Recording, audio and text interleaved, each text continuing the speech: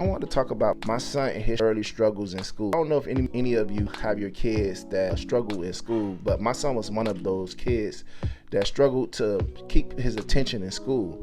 And I remember like a lot of teachers trying to write him off, diagnose him with something, have him see a doctor. I remember my mom, my grandma, all these people would tell me these different things, but my son was completely normal, functioning. If I call him, he coming. It wasn't nothing like that. One thing I was really big on is my son not taking medication. He's not gonna do that. He's extremely bright. He just learned different from these other kids. He gotta be. I remember like his mom writing a letter to the superintendent of the school. Then I remember getting called into the principal office. We had like a parent-teacher conference with the principal.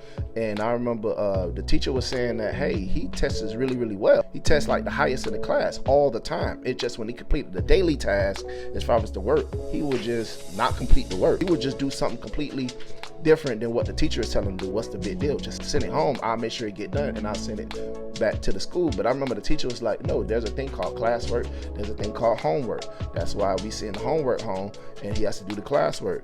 This is the stuff that we done. This is the stuff that he did. So they had all this stuff that he should have gotten done versus the stuff that he did do. The principal suggesting like, hey, let's test him. Maybe the class is a little bit slow for him. Let's see if we can either bump him up a grade or get him in gifted. He ended up getting in gifted. He ended up scoring really, really high on the test. He ended up getting in gifted. But I ended up pulling my son out of that school and put him in a predominantly non-black school, right where I lived at. He thrived over there. The pandemic, remember the kids was home from school. But that year, when he did the work, he finished it like really, really fast. He would do the work, but he wanted an incentive for doing the work and completing the task. Hey, Torrin, I need you to do this, knock this out real quick, and then I'm gonna get you this, or I'm gonna do this for you.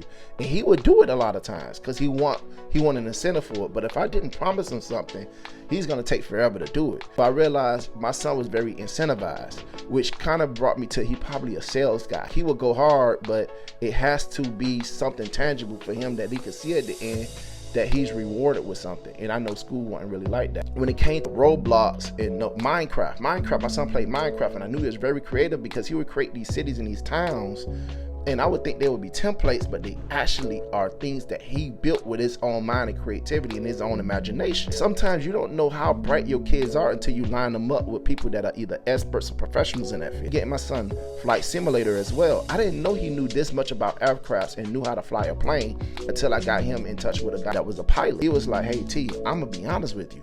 This kid could fly tomorrow. Let me take him up in the air and let me see how much he knows. And it was just so crazy that these teachers tried to tell me that my son was one way based on schoolwork, but in the real world life skills, he was thriving. Even when it came to Roblox, one of my buddies was an architect. When he seen what my son was building, he was like, hey T, you gotta give me an architect.